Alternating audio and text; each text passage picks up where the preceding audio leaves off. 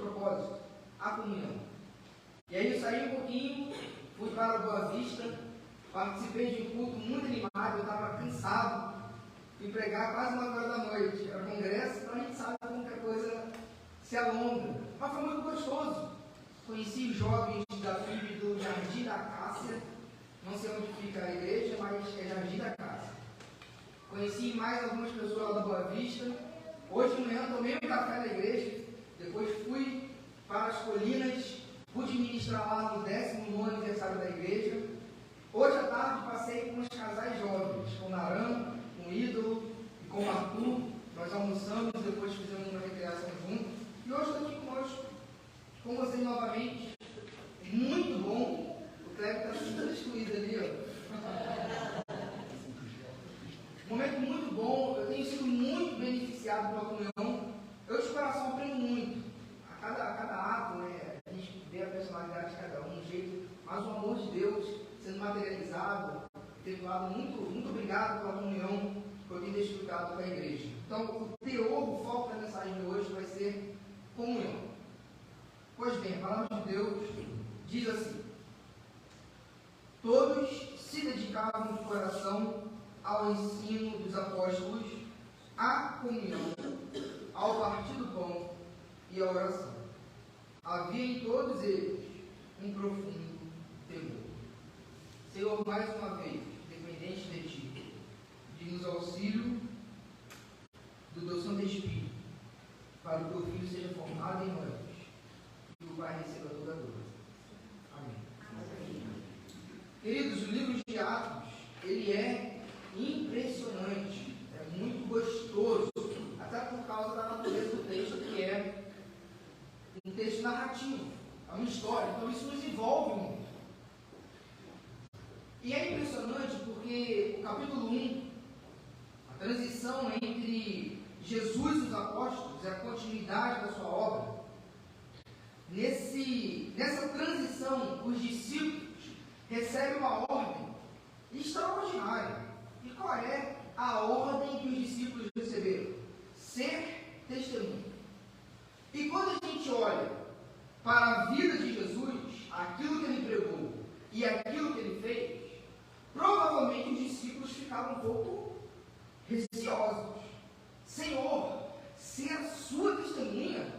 Porque ser testemunha de Jesus, nesse contexto embrionário da igreja, significava pregar a ressurreição com intrepidez e com ousadia, mas também testemunhar com a vida aquilo que eles viram no próprio Cristo.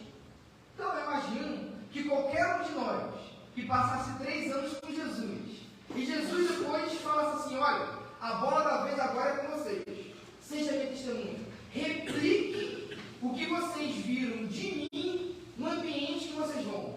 Qualquer um ficaria apavorado. Senhor, mas há um distanciamento tão grande. O teu caráter, a tua maneira de falar, a tua sabedoria, o teu poder, como poderíamos nós, réis mortais, executar e testemunhar aquilo que o Senhor nos levou? Então, imagina o desafio, o impacto da ordem de Jesus. Só que Jesus, ele vai suprir a ordem. Fique em Jerusalém, até que do alto recebam poder. E Atos 1:8 vai falar assim: ser-me-eis minha testemunha quando o Espírito Santo descer sobre vocês. Então, entre Jesus e os discípulos, a condição para que o testemunhar fosse executada de maneira agradável ao Senhor, o próprio Senhor que ordenou daria a capacitação para os discípulos, que é o Espírito Santo. E nós vimos isso como os apóstolos, tão medrosos no cenáculo, trancafiados, desiludidos. E em Atos 2, simplesmente Pedro começa a pregar com muito poder, ousadia e intrepidez, porque a palavra de Deus se cumpriu. E aí, pelo poder do Espírito, a igreja que antes era tão temerosa, pôde então testemunhar acerca de Jesus. E o que é interessante é é que o poder do Espírito Santo desceu sobre um grupo de 11 pessoas, mas com alguns outros que compunham 120 discípulos antes da pregação de Pedro.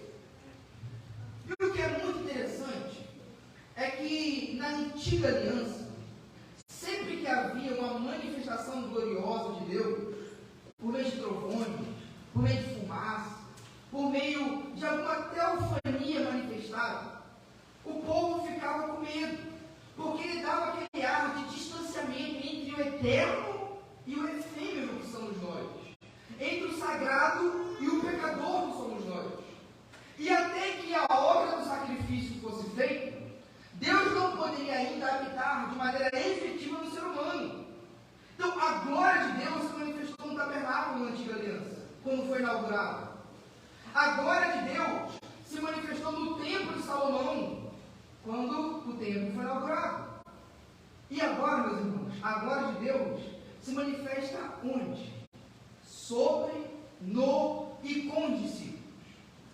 A glória de Deus era vista no Monte Sião, no templo de Salomão. Agora, em Atos, capítulo 2, o locus, a habitação de Deus, já não é mais um monte, são as pessoas. O templo de Deus foram esses apóstolos, esses discípulos. E agora começa a efusão do Espírito, a era pneumática, a era do Espírito, a era dessa pessoa bendita que habita em mim e em vocês, porque habitaram antes nos apóstolos, devido à obra de Cristo Jesus. Então Deus já não está mais distante, Deus está aqui. Jesus falou, quando aparecesse algumas pessoas e falasse: o reino de Deus está lá. O reino de Deus está entre vós. Porque com o rei Jesus, o próprio reino já estava sendo inaugurado e instaurado. Então, em Atos 2, quando aparece aqueles sonhos, quando aparece a língua de fogo, é porque a glória de Deus está mudando de endereço. Já não é mais um espaço físico, são as pessoas, a habitação de Deus. E isso é impressionante, porque o poder de Deus, ao se deslocar para os seres humanos, se deslocou para um grupo, se deslocou para uma comunhão, se deslocou para pessoas e não para um indivíduo. Porque na igreja, por mais que há ofícios, Cristo habita no corpo. E a igreja é a coleção dessas pedras vivas que estão sendo colecionadas na história. Assim como eu, assim como os irmãos, somos pedras vivas que na história está sendo montado um novo templo, o templo que o próprio Deus habita. E isso é extraordinário, porque isso nos aponta a sacralidade da comunhão. Olha como Deus privilegia a comunhão, o corpo. Olha como Deus dá uma atenção a um grupo. O Espírito Santo poderia ser derramado somente sobre Pedro, e aí ele se fala. Mas o reino de Deus foi derramado sobre 11, sobre 120, para que não fique nenhuma dúvida que somente aquele que poderia agir sozinho, e mesmo assim não escolheu agir, era Jesus. E mesmo assim não escolheu agir, era Jesus. Nós temos a tendência, com a nossa mente limitada, a achar o seguinte: quanto mais a pessoa for boa em algo, mais isolado ele fica, porque ele acha que dá conta. Jesus era o Deus encarnado. Provavelmente, se nós estivéssemos no lugar de Jesus, sabendo que a gente não queria pecar e errar, a gente não queria agregar seres humanos pecadores. Mas olha o valor da comunhão. O Jesus que poderia fazer tudo acontecer, baseado apenas em a sua autoridade, e que não precisava de força humana alguma externa, prefere trabalhar ministerialmente de maneira pública com um grupo de pecadores.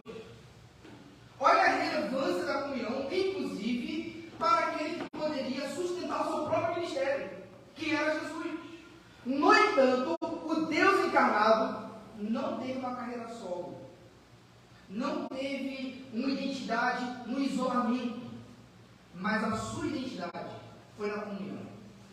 A sua identidade foi no grupo que ele escolheu, porque o próprio Cristo está privilegiando a comunhão. E se Jesus viveu e agiu assim, quem é o pastor para não agir assim também? Quem somos nós para acharmos que nós não precisamos uns dos outros? Então, queridos, quando a gente lê aqui em Atos, capítulo 2, versículo 43, essa narrativa extraordinária, nós precisamos entender que o Senhor Jesus está inaugurando a sua igreja a partir de um grupo. O único líder isolado, a única pedra fundamental é ele, e mais ninguém. É impressionante como logo na inauguração da igreja, nenhuma espécie de hierarquia foi plantada, porque todos receberam igualmente do Espírito Santo.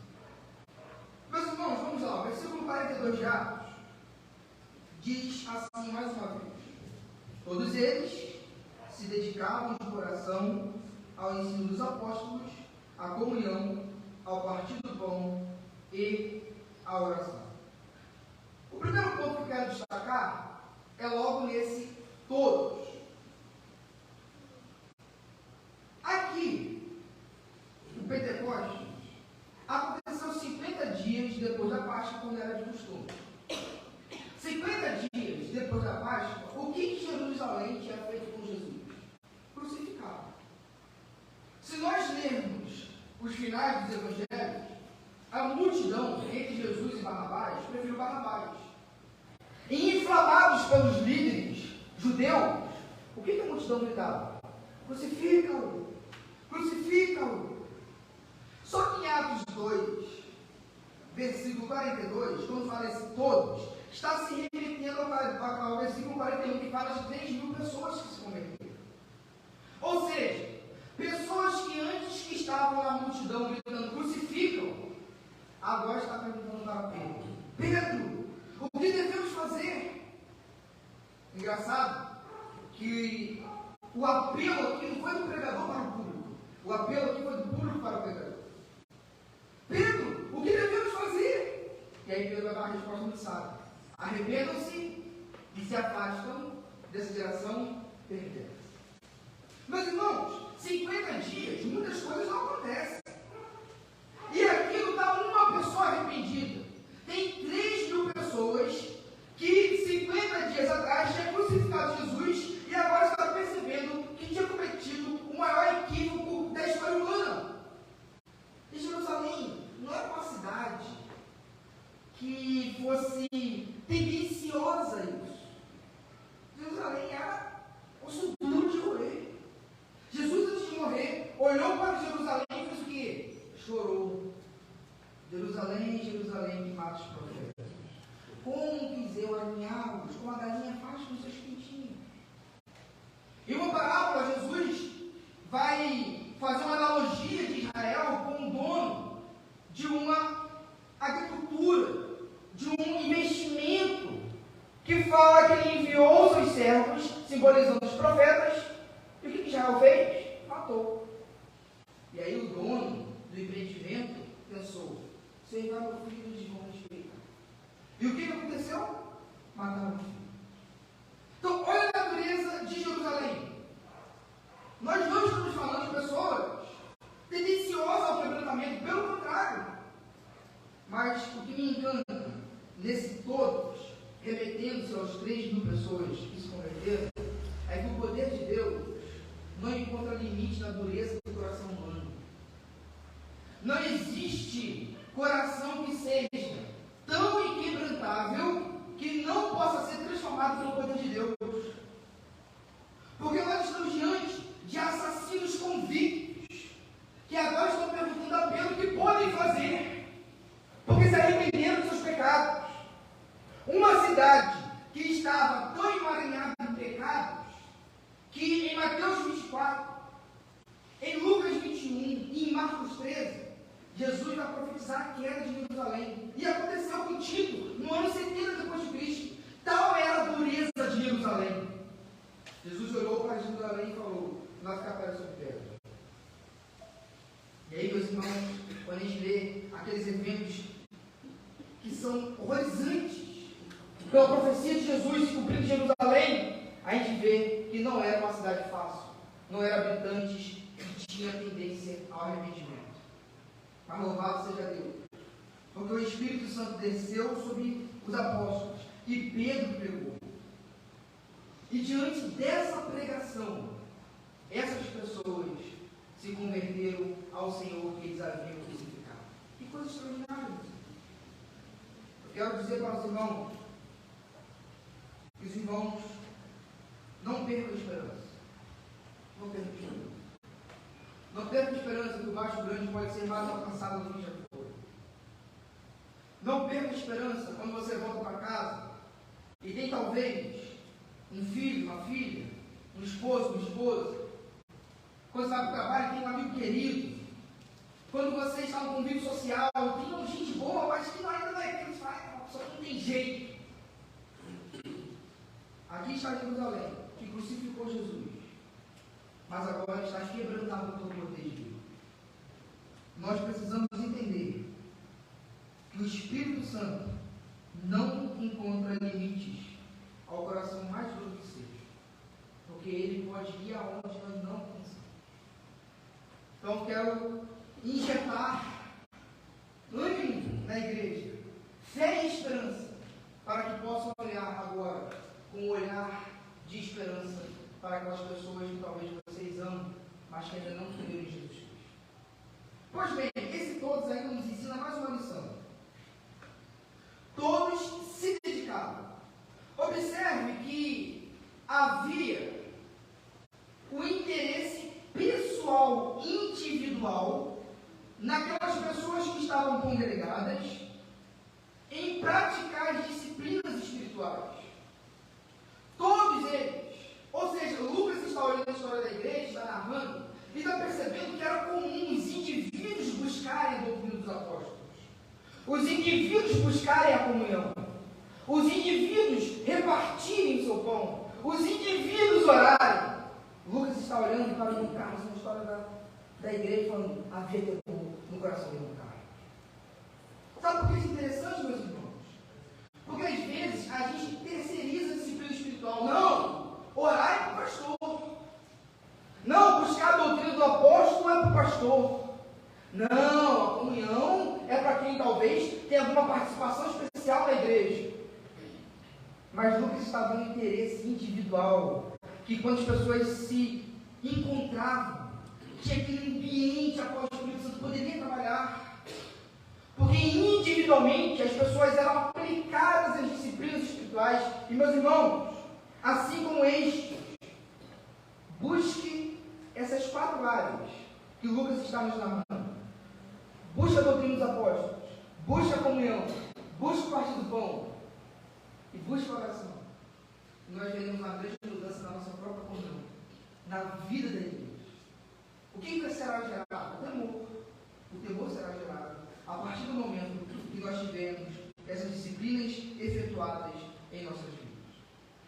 Mas o texto diz assim: todos se dedicavam de coração.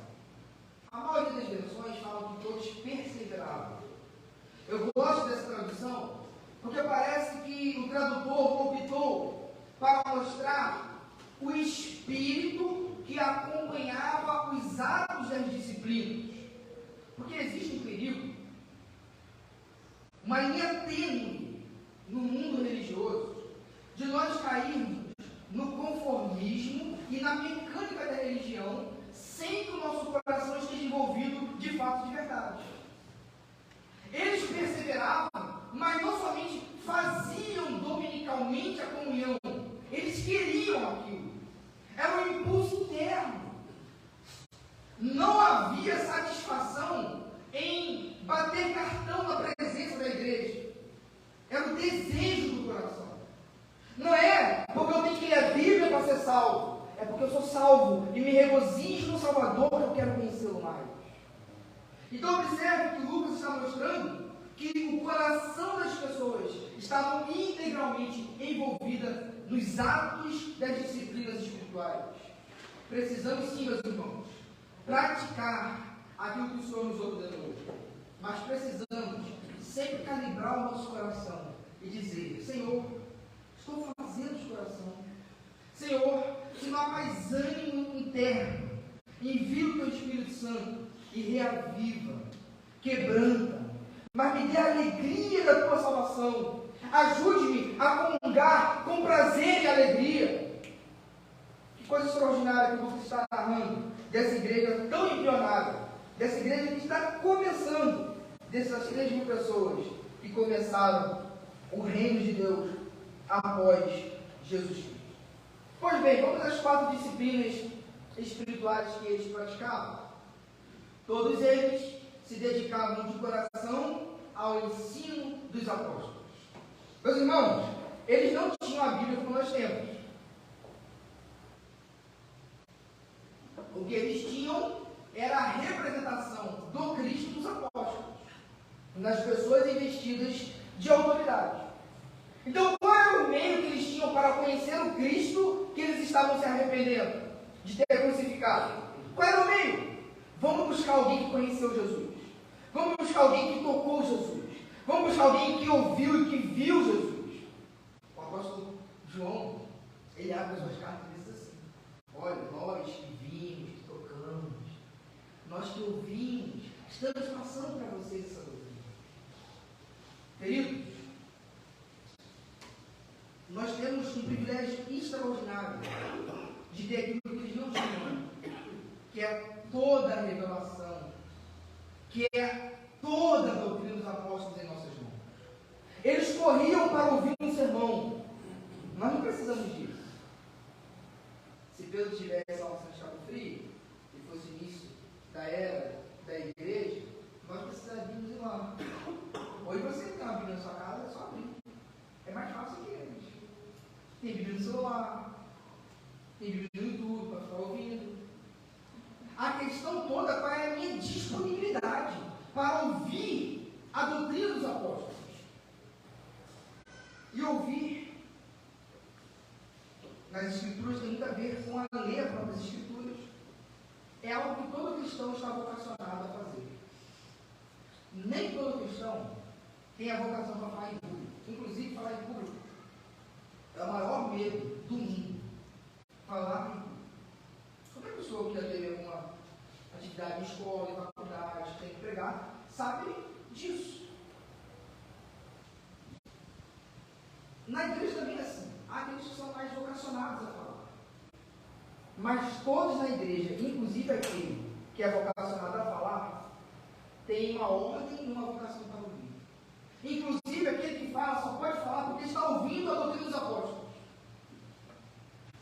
E meus irmãos, eu sei que eu preciso me preparar para pregar. Eu sei que eu preciso estudar, orar, meditar, ler livros, conversar. Isso é preparação para falar. Mas para ouvir também existe uma preparação.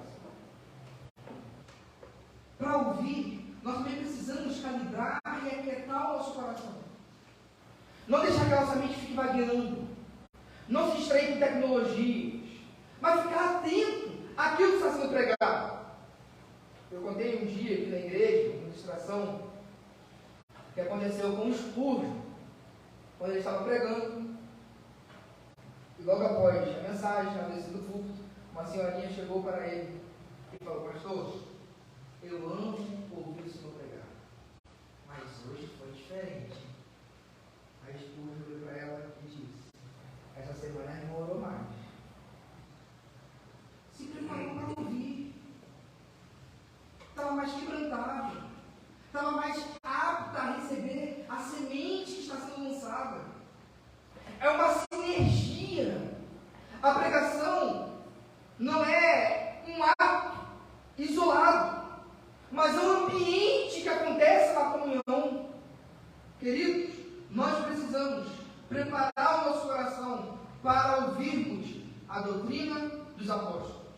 Eu gosto muito quando nós falamos de doutrina dos apóstolos, porque os apóstolos são aquelas pessoas que circunscreveram a revelação divina. Ou seja, essa doutrina dos apóstolos só podem ser 2 apóstolos.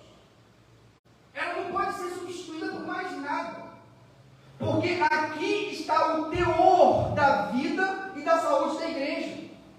Nós não podemos substituir a doutrina dos apóstolos pela doutrina de Caio Fábio, pela doutrina do R. René, pela doutrina do Henrique Vieira. Nós não podemos substituir a doutrina por qualquer pessoa que seja elegante no falar, que faça muita obra social. A doutrina dos apóstolos é inegociável e insubstituível. É dos apóstolos. Nós não temos poder para mudar isso. Morreu os apóstolos, acabou. Estamos submetidos à sua autoridade. Por isso, meus irmãos, por isso é que muitas pessoas estão cambaleando na fé. Porque eu ouvo muito da televisão aqueles que são evangélicos, mas que de evangelho não tem nada. E aí confunde cabeça, cabeluda. Porque eu estou ouvindo mais de Macedo que Paulo. Desculpa a falta de ética, mas Paulo às vezes fazia isso também. Eles estavam com o nome que tinha que citar.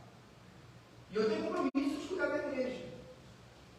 Então, nós precisamos escolher quem vamos ouvir. Porque a saúde da igreja está nisso. A doutrina dos apóstolos. E é tão importante que ela encabeça essa outra disciplina. A doutrina dos apóstolos, que aí vem a comunhão, o partir do pão, vem a oração e vem o temor. Todos eles se dedicavam de coração ao ensino dos apóstolos e à comunhão. Meus irmãos, a comunhão, ela orbita, ela vai gravitar em torno desse núcleo fundamental que é o ensinamento, que é a verdade.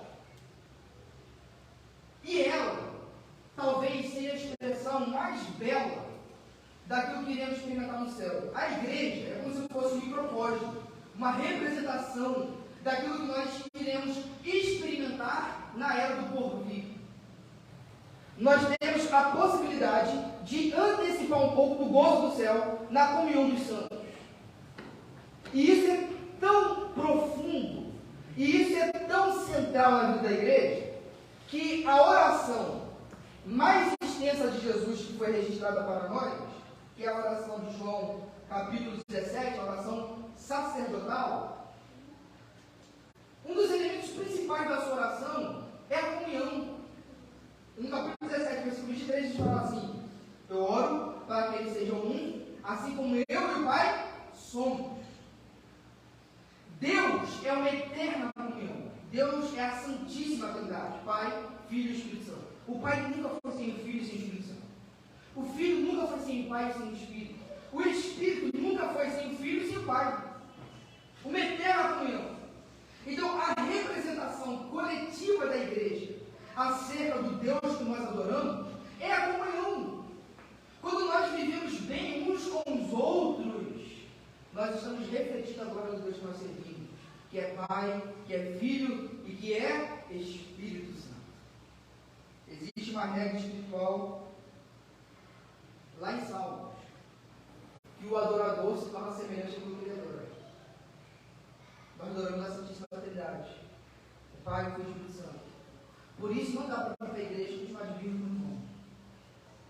Não dá para ir para a igreja e ter partidarismo. Um dos problemas de Paulo é que caralho, por Deus. Gente, um é de Apolo, outro é de Paulo, outro é de Pedro, outro é de Cristo. Quem somos nós, servos pela qual o Senhor efetuou a sua obra?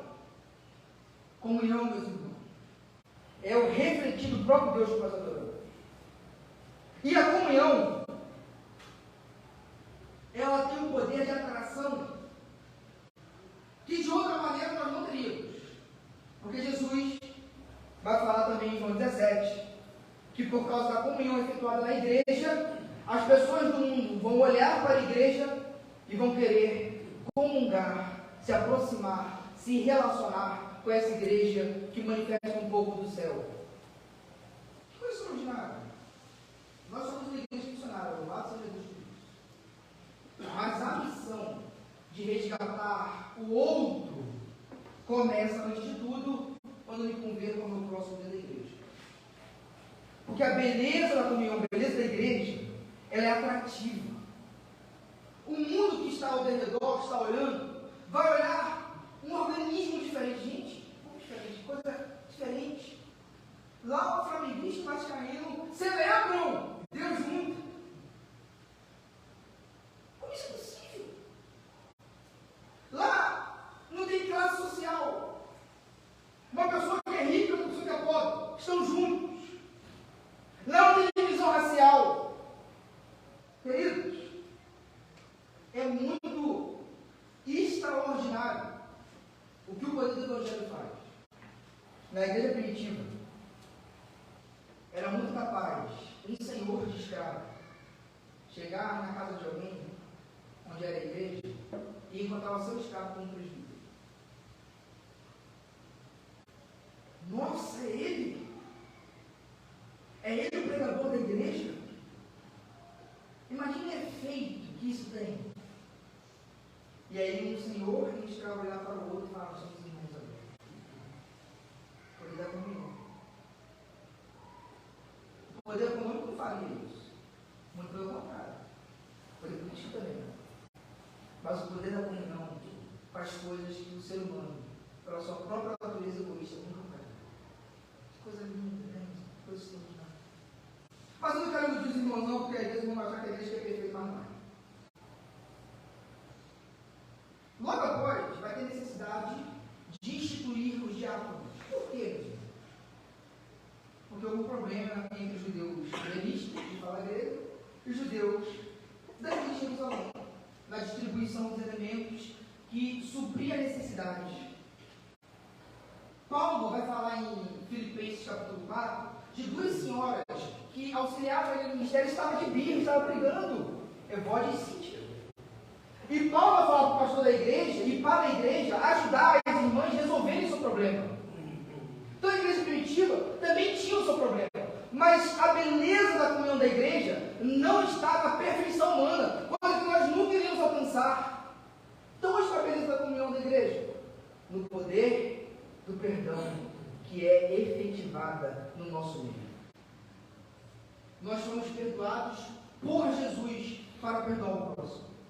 Nessa oração de Jesus, do Pai Nosso, nós somos perdoados para aprender a amar, para aprender a perdoar. E quando tiver difícil perdoar, lembra, eu sou perdoado.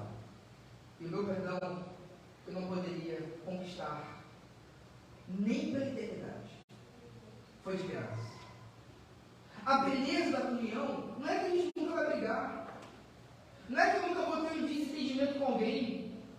É que apesar disso, depois da ferida, a gente mesmo se ajuda a curar. Eu errei com você. Deixa eu te ajudar a cicatrizar. Coisa extraordinária, meus irmãos. No trabalho, vocês entenderam que o patrão ficou chato? Vou embora. No clube social, já tem os caras, não, vou embora. Na igreja, não. Aí desentende de volta, desentende de volta, desentende de volta, desentende de volta. O poder da comunhão, porque a comunhão se materializa pelo grande poder do perdão. Que coisa extraordinária, meus irmãos. A igreja primitiva estava aprendendo a perdoar e a viver assim como o Senhor Jesus nos ordenou. E nós temos mais um requisito e mais um poder para viver em comunhão, que foi a própria oração de Jesus. Então, quando estiver muito difícil, está muito difícil, até para orar pelo irmãozinho. Lembra que Jesus já te antecedeu e orou para que você fosse um com esse irmãozinho, antes mesmo de nós orarmos. Então, nós temos a oração do nosso sumo sacerdote, que tem efetivado em nós essa comunhão tão maravilhosa e extraordinária. Abrindo parênteses aqui, meus irmãos, eu tenho tido um coração muito grato, já falei isso de início, mas gostaria de revisar, para que isso fosse valorizado, cada vez mais. Tenho sido muito grato a Deus pelo espírito de comunhão que a nossa igreja tem carregado, por aquilo que nós temos fazido, por aquilo que tem se tornado enquanto família na fé. Essa é a realidade. Então, que Deus possa conservar esse espírito em nosso meio. E se alguma desavença vier a existir, vamos resolver, porque nós temos o poder do Espírito Santo, a oração de Jesus e a comunidade para que isso seja sanado.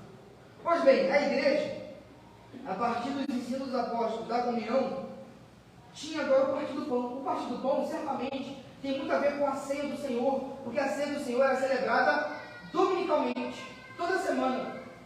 E nessa ceia do Senhor, também tinha a oportunidade dos irmãos terem uma refeição avantajada. O partir do pão é quando o ídolo, que era rico, trazia algo muito gostoso para comer, e eu, que não trouxe nada, também vou poder comer, e não vou ser excluído. Isso aqui é algo muito interessante, porque o grande problema do pecado de Corinto lá na ceia era justamente isso. O partir do pão não era o partir do pão, era um pão que gerava divisão. O pão tinha que ser dividido, não o corpo, mas o pão em Corinto estava causando divisão no corpo. O corpo tinha que dividir o pão, mas na ceia era o contrário. Viu o riquinho? Não, vamos estar aqui, a gente come melhor, que ele deixa lá. Aí Paulo falou assim, gente, um está saindo com a barriga cheia, o outro sai com fome. Mas quando a comunhão é verdadeira, coisa que não tinha em Corinto, porque tinha partidarismo, aquilo que é meu, é do meu irmão. É uma alegria poder compartilhar com o irmão aquilo que ele não tem, e que eu tenho, que Deus me deu em abundância. Porque Deus me abençoa para abençoar. Deus me deu para que eu possa distribuir. E isso era uma característica tão forte em Atos, que eles vendiam até mesmo a sua propriedade. Coisa que o Estado tem tentado fazer à força. Aqui na igreja primitiva era uma questão de consciência. Era de foro íntimo. Eu tenho muito.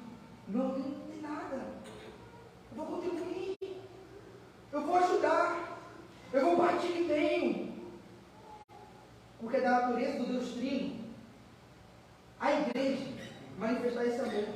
E por isso, nós damos o que somos e o que temos para que esse amor seja materializado.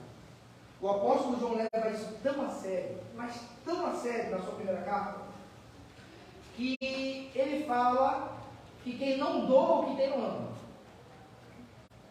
E quando ele fala isso, está falando que quem não doa não é crente. Porque ele fala assim, aquele que não ama não é seu de Deus, porque Deus é amor. E quem ama, dá. Porque Deus amou o mundo de uma maneira que Deus o Filho unigênito, para que todo aquele que não pereça, mas tenha vida eterna. Meus irmãos, quando nós estamos imbuídos da verdade, quando nós experimentamos a verdade em comunhão, não é possível olhar para o irmão em necessidade e não fazer nada. Não é possível. Não é possível. Tem alguma coisa errada. Há algum descompasso. A indiferença não pode coexistir com o Espírito Santo na igreja. Jamais. A última disciplina que eles praticavam era a oração. Todos eles se dedicavam de coração à oração. Eu não preciso falar nada. O que é oração? Oração é falar com Deus. E na história bíblica e na história da igreja, não existiu uma pessoa relevante que não orasse. Nós vemos Noé, ele andava com Deus. De tal maneira que foi tomado para si. Deus tomou para si. Se nós vermos o pai Abraão, ele orou. O grande legislador Moisés orou. Josué, o grande conquistador, orou. Os reis, Davi, Salomão, todos que fossem temente a Deus, oravam. Os profetas oraram. O sacerdote e reconstrutor, Esdras e Neemias, fizeram o quê? Oraram. Os apóstolos oraram. Mas Jesus, o Deus encarnado, que não experimentou essa fraqueza, também orava. Coisa de Deus. Nós precisamos desenvolver cada vez mais essa urgência da oração. A oração, até quando tem um não de Deus, nos abençoa. Porque o próprio ato em si crava em nós, em nossa carne, qualquer tipo de espírito jactancioso. A humildade brota e gera em nós uma consciência de humildade. O próprio ato, até no não, beneficia a nossa fé e a nossa saúde espiritual. Meus irmãos, um certo homem chamado Neil Valdes, metodista, escritor todo o livro Poder através da Oração, diz o seguinte: quando o homem trabalha, o homem trabalha. Mas quando o homem ora, Deus trabalha. Preciso fazer uma enquete de quem trabalha melhor. Então, qual é o nosso dever? Antes de tudo, antes de arregaçar a manga, orar. Porque nós temos Deus trabalhando em nós e através de nós. Que coisa maravilhosa. Queridos, não desperdice essa disciplina. Não sei como é que está a sua vida de oração, mas não desperdice. Não desperdice essa oportunidade de falar com Deus da glória, o Senhor que rege toda a história. Ao praticar isso, uma coisa era frutificada nesse povo, que era o temor de Deus. Temor é uma palavra em desuso, não é verdade? Deixa eu falar temor.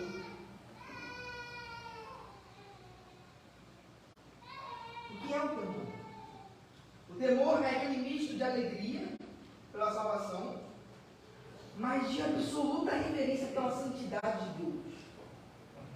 Você se encanta com a sua doçura e com a sua graça, mas se reverencia diante da sua justiça e da sua santidade. E o temor, talvez, seja um dos aspectos que mais faltam na igreja brasileira. Porque as pessoas têm relativizado Jesus por qualquer coisa. Jesus pela maneira de ganhar direito. Jesus pela maneira de ganhar dinheiro. Jesus por qualquer coisa que se coloque em termos. Mas quando está um temor no coração da igreja, a igreja relativiza qualquer coisa entre ela e Jesus. Mas se colocando entre eu e Jesus, sai fora. Entre Jesus vai ser atrapalhado aqui? O que o temor faz? Eu temo o meu Senhor. Eu quero agradar o meu Senhor. Porque temer é ter medo de pecar contra Jesus, o nosso Senhor, que morreu para nos libertar do pecado. Por isso, meus irmãos, quando nós temos uma vida de dedicação ao ensino dos apóstolos, à comunhão, ao partir do pão e à oração, nós seremos uma igreja temerosa. E sendo uma igreja temerosa, nós seremos uma igreja quebradora. Nós seremos uma igreja sábia no seu procedimento. Porque é o temor o princípio da sabedoria. Já viu aquela pessoa que é altamente leiga? Conhece aquele crente que é altamente leigo? Bem leigo mesmo, mas que sabe viver, tem uma vida boa, tem paz no coração, administra bem aquilo que está em suas mãos, é sábio, tem pouca escolaridade, mas é sábio, porque sabedoria não se adquire em academia, se adquire no temor do Senhor. Ele é um princípio norteador, ele é o GPS da alma, ele nos direciona a tomar boas e sábias decisões. Por isso, meus irmãos, que essa igreja viveu o que viveu. E nós assim possamos aprender e também repetir o que eles fizeram. Lembrando que o texto de Atos é uma narração, né? Se for narração, uma coisa aconteceu. Se aconteceu, é possível acontecer de novo. E que a nossa igreja, a Bíblia, o mais grande, possa experimentar esse poder do Espírito Santo e também viver, tal como esse versículo, buscarmos cada vez mais a sua face e reverenciarmos cada vez mais diante da sua glória. Amém, queridos? Amém. Vamos orar? Senhor, obrigado. Obrigado pela tua graça. Obrigado, Jesus, pela tua misericórdia. A ti, Deus, toda a honra, toda a glória, todo o louvor. Somente a ti seja louvado. Senhor, nós queremos refletir o Deus que nós servimos. Que assim como o Pai, o Filho e o Espírito Santo vivem numa eterna comunhão de amor, nós possamos também refletir essa comunhão, esse amor, esse relacionamento perfeito. Ajude-nos, Deus, a sermos maduros e a vivermos de maneira que agrada o teu nome. E se pecarmos uns contra os outros, ajuda-nos a pedirmos perdão e a perdoar. Amém. Derrama sobre nós o teu poder e habilita-nos a vivermos de maneira que honre o teu nome. Amém.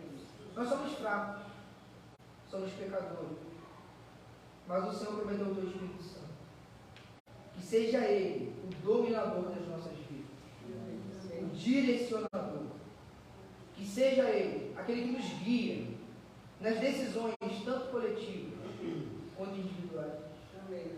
Estamos aqui, Deus, a vida essa semana diante do Senhor, invocando o teu nome, conscientes de que somos dependentes de ti.